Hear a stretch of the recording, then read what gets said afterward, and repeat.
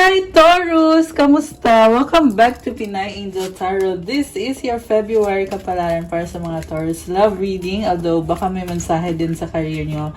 Tingnan natin, depende kung anong mensahe ang lalabas. So, general reading po ito, kaya maaaring mag-resonate o hindi. Pero pag mag-resonate, i-comment nyo para alam ko, okay? Kamusta na kayo mga Taurus? Ayan, na-miss ko mag-reading sa inyo. So, ready ko lang yung mga cards nyo, guys. Nga pala, kung kailangan nyo ng gabay, pwede po kayong magpa-private reading sa akin. Message nyo lang ako sa Facebook page ko, Pinay Angel Tarot, or sa Viber or sa WhatsApp para mas mabilis. Nasa description box po yung contact details. And for those na gustong umorder ng mga crystals, kasi nakikita nyong gamit ko, you can check my Instagram kasi pinopost ko po dyan yung mga crystals at detalyado pati benefits. I-chat nyo na lang ako. Kasi marami at iba-iba po yung crystals.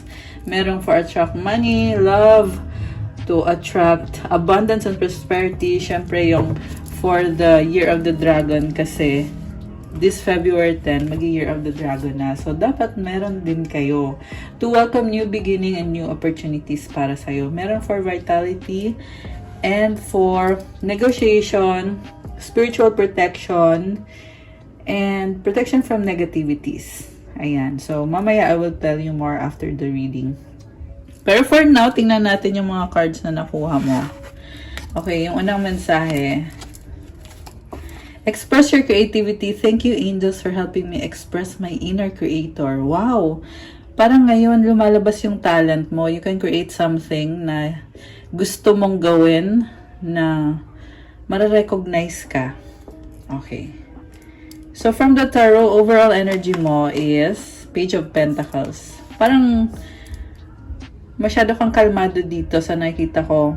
May gusto kang gawin pero hesitant or parang nagdadalang isip ka ata. Kasi medyo may fear. Pero tingnan natin na.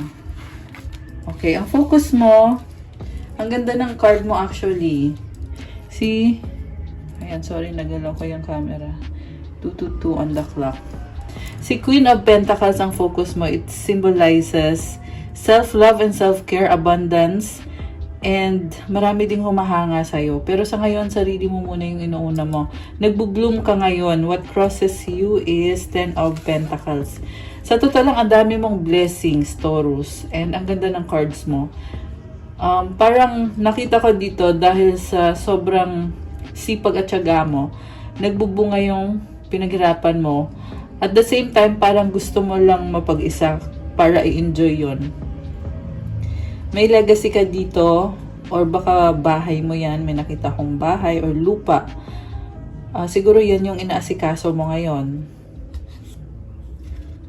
Ang daming flowers. Nagbo-bloom ka ngayon. Oh my gosh. Okay. Parang may nakita ko when it comes to love, may taong mahal mo pero at the same time, komportable ka kung nasan ka. I feel like hindi ka gumagalaw. Hinihintay mo na yung taong yan ang kusang lumapit sa'yo. Okay. What lies below you? 6 of Cups. Meron kang soulmate dito or someone na parang may mga memories. So, posible yan past partner mo or person from the past life. And possible din naman na nafe-feel mo na magaan yung loob mo sa taong yan. Malambot ang puso mo. Okay. What lies above you, the Hanged Man. Parang tinitingnan mo sa ibang anggulo yung sitwasyon, hindi ka gumagalaw sa ngayon. Sabi ko nga parang gusto mo na ikaw yung lapitan, ikaw yung liligawan or ipupursue. So, kasi tinitingnan mo sa ibang anggulo, pinag-aaralan mo kung ano na bang next na gagawin mo, or kung tama ba yung mga ginawa mo. Okay, what lies behind you? Yeah, parang nire-review mo yung mga nangyari. Okay, what lies behind is 5 of Wands. Nagkaroon ng conflict dito, pinaglaban mo kung ano sa tingin mo ay tama. Kaya siguro hindi kayo nagkasundo. Ayan, kita mo nagka-clash. Posible may ibang taong involved dito or maraming tao. Okay, what lies before you is 4 of Swords. Parang iniisip mo na sa ngayon kasi, hinihintay mo pa siya And andyan ka din para sa kanya.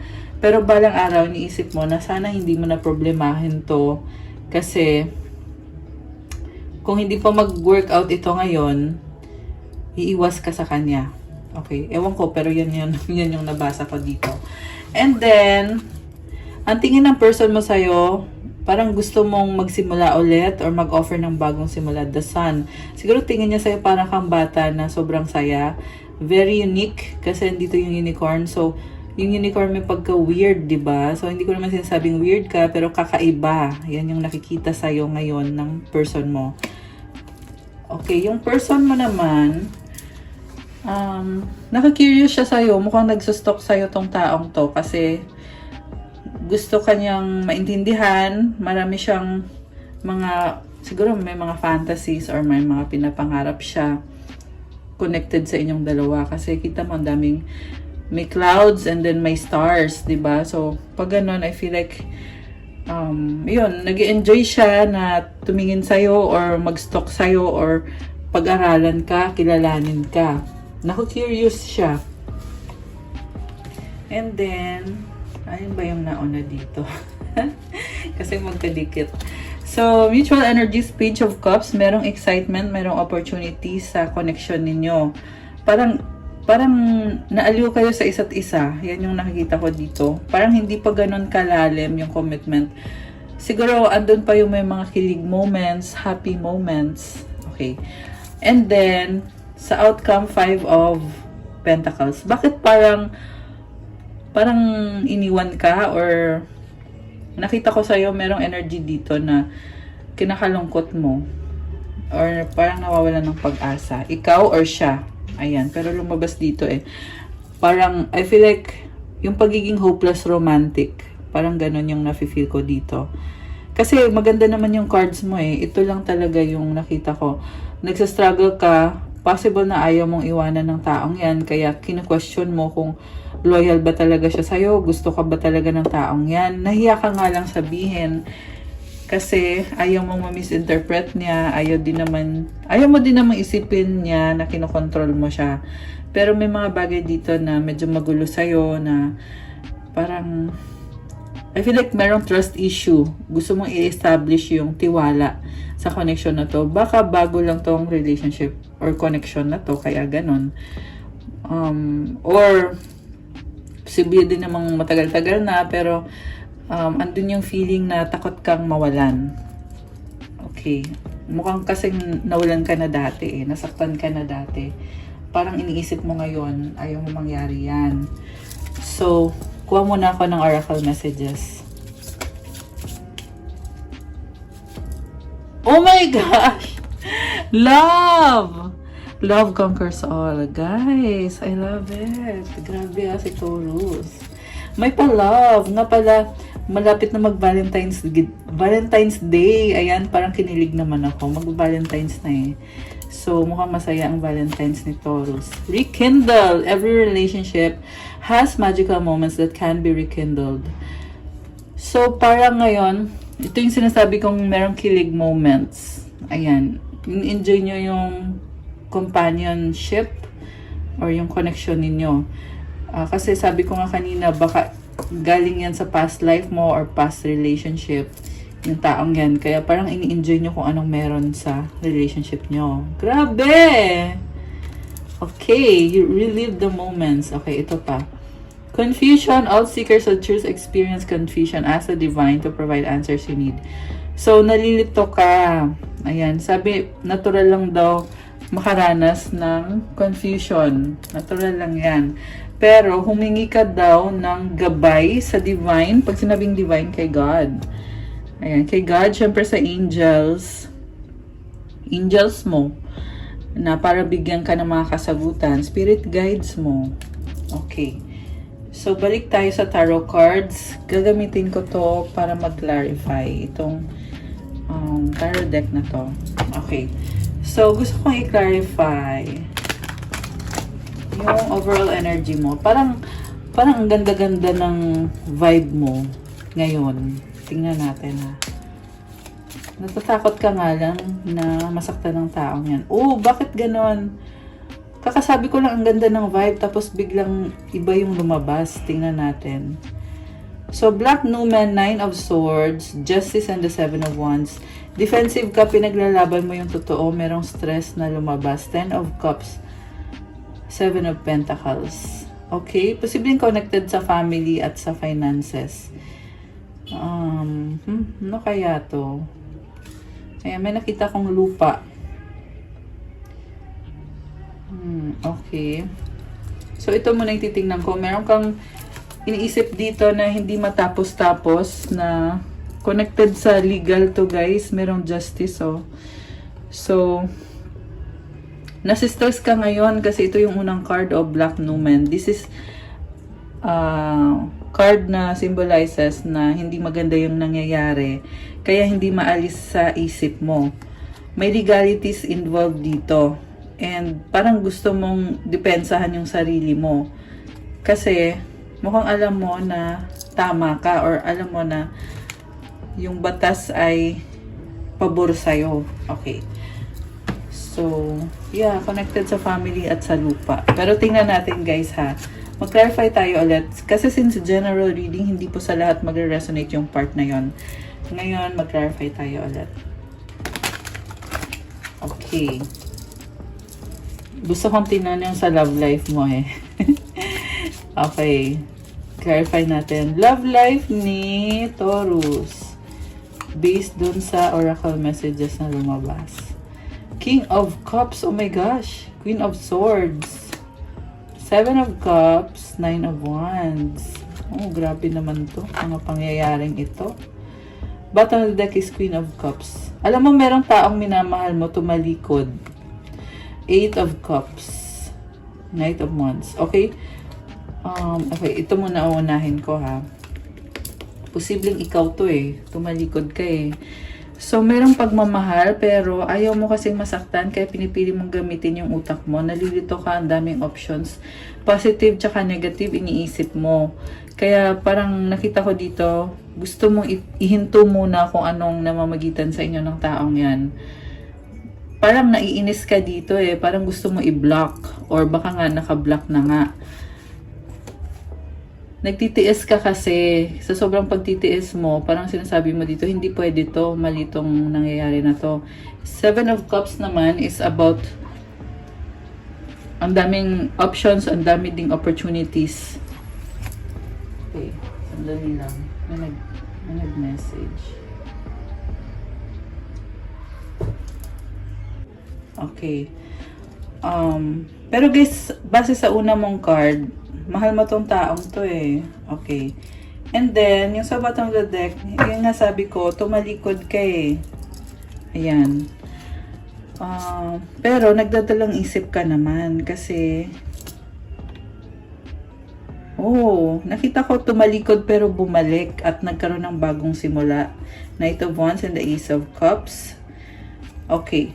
So, baka tinalikuran mo na yung taong yan. Pero, bumalik ka ulit.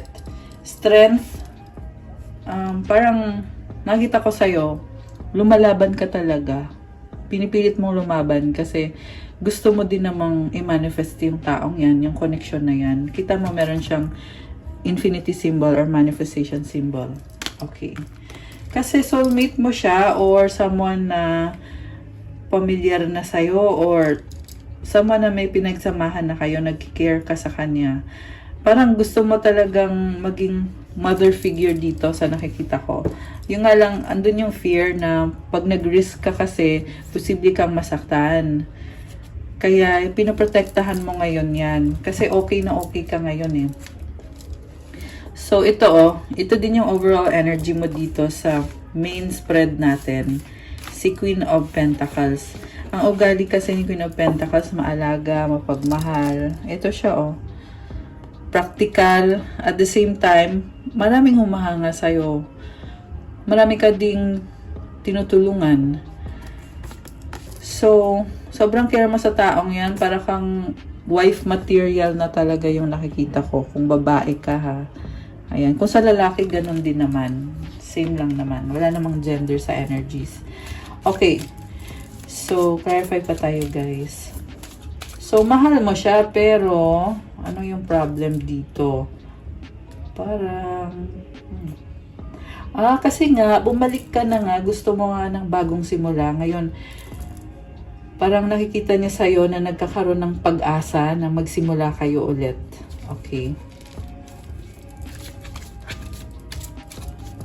Tumalikod ka kasi inayos mo sarili mo. Okay, tingnan natin. The World. Ito na nga. Endings and New Beginnings. Page of Swords. Four of Wands, Ten of Pentacles. Merong balance and stability. Again, andito yung Ten of Pentacles. Alam mo, Taurus, ang ganda na nakikita ko sa finances mo. Merong stable source of income. Ayan. And masaya. Okay. So, ito, merong tumalikod. Sa love naman na nakita ko commitment and also merong bahay or lupa or stability. Baka nagpaplano kayo magkaroon ng bahay. Something like that. Commitment. Okay. So, gusto kong i-clarify yung person mo. Bakit siya nagsustok sa'yo? Tinatanong pa ba yun? Okay, bakit nga ba? Oh my gosh! Kasi gusto ka niya, Knight of Cups, very romantic energy. King of Swords, attracted siya sa'yo, iniisip ka niya, ina-analyze niya. Four of Swords. Kasi parang gusto ka niyang maintindihan eh. Ayaw niya kasing poproblemahin niya yung tungkol sa inyo. Parang ini-enjoy lang niya na mag-stalk sa'yo, ganun lang. The Hangman, pinag-aaralan niya, tinitingnan niya sa ibang anggulo. So siguro talagang dinadissect. Alam mo yung ina-analyze niya talaga yung mga bagay-bagay. Grabe siya mag-isip dito, oh. May Hangman. Ang nakita ko dito, wala namang harm sa ginagawa niya. Gusto lang niya talaga pag-aralan. Gusto lang niya maintindihan. Siguro, yung sistema mo, yun yung gusto niyang intindihin. Okay. Oh my gosh! The Devil. Alam mo na, obsessed na to kakastok sa'yo. The Devil and the Fool. Yun yung cards na lumabas. So, gusto kong i-clarify. Matalino tong taong to nakadeal mo. Romantic din siya. So, kasi si King of Swords to eh. Matalino pero tahimik lang. Talagang nag-aaral siya. Kita mo hawak niya yung sword. So, matapang din to in a sense na kaya niyang sabihin kung ano yung iniisip niya, kung ano yung opinion niya. So, may aso. There is loyalty. Tahimik lang to eh. Kahit na alam niya kung ano tama at mali, pero hindi siya yung nanunumbat or hindi siya matapang, hindi siya, alam mo yun, hindi siya harsh. Gentle lang yung nakikita ko sa taong to. Okay. So, yeah, may aso, loyalty, or baka Year of the Dog. Ewan ko lang. So, Seven of Pentacles. Okay, nire-ready niya yung sarili niya na maging stable. Sa nakita ko, nag-invest siya sa connection niyo ngayon. Tinatry niya talagang ibuhos yung best niya. Pero pakiramdam niya, hindi pa sapat. Parang kailangan pa more effort. Okay, ngayon, may nakita din akong travel dito, guys. By the way, kanina yung World card. So, baka may magta-travel, magkikita. Okay. Anong outcome? Five of Swords, Two of Cups, the Chariot. Iniisip yung commitment ninyo. Parang may nakita kong confrontation dito tungkol sa relationship nyo or sa commitment nyo. Kasi magkaiba kayo ng ugali, pero tanggap ka ng taong yan, tanggap mo din naman siya. So, nakita ko na gusto nyong i-establish talaga yung feelings nyo sa isa't isa. Kasi andito si Chariot, meron siyang tatalikuran na kahit nahihirapan siya, gagawin niya yon para sa'yo. So, again, travel yung nakikita ko dito. Baka nagkasundo kayo na magta-travel papunta sa'yo or, ayan, something like that. Wow, nice naman! May pa-travel. Okay. Last few cards for Taurus. Page of Cups, excitement, Three of Pentacles, partnership. Okay, death symbolizes rebirth, transformation. Merong struggle kayo dito, guys, pero magta-transform yan once na nangyari na yung mga plans nyo. Kaya, ang suggestion ko sa inyo, huwag kayong mawalan ng pag-asa. Yung iba kasi nahihirapan kayo kasi ang daming changes na gagawin, na mangyayari. Pero once na ma-overcome mo na yan, magdadala ng pagbabago yan. New beginning. Ito, burden ka, Ten of Wands. Ayan, nahirapan talaga. Oo. Hindi to puro saya lang. Hindi puro saya lang, guys. Tsaka ang daming tao dito, oh. Ayan. Kaya, ay sorry. Ayan, isa din yan sa mga burden na pinagdadaanan mo ngayon. Okay, kuha ko ng last cards from this tarot deck. Grabe, ganda ng reading nito. Oh, wow! Knight of Cups, Romantic, Page of Wands, Nine of Swords. Okay, so, there is attraction, pero sobrang mong iniisip, bakit parang pinoproblema mo? Kasi, I mean, gusto mo siya, pero hindi maalis sa isip mo. Parang, bumalik na naman sa energies kanina na, alam mo yung feeling na, gusto mo yung taong yan, mahal mo yung taong yan, pero nahirapan ka, ayaw mong masaktan. Alam mo yung kahit, kung tutuusin, okay ka naman. Kasi kita mo, nasa kama siya, diba? Nasa bed. Ibig sabihin, komportable. Pero kahit komportable ka, yung isip mo, lumilipad. Kung ano-ano, pumapasok sa isip mo. Yan kasi yung tinatawag na fear. So, gusto mo siya eh. I suggest, guys, na focus ka dun sa kung ano yung gusto mong mangyari. At i-claim mo na. Okay? Para iwas na sa pag-iisip ng negative. So, ito yung advice para sa'yo. Wow! Abundance! Divine Beloved, please show me how to feel fully deserving to receive. I release my ego's plan and open to being a vehicle for abundance. Buksan mo daw ang sarili mo para makatanggap ka ng blessings. And i-let go mo muna yung sarili mong plano. May gusto ka kasing gawin para sa sarili mo eh. So, i-release mo daw muna yan at buksan mo yung sarili mo sa mga opportunities na gustong pumasok sa buhay mo. Taurus. Ayan.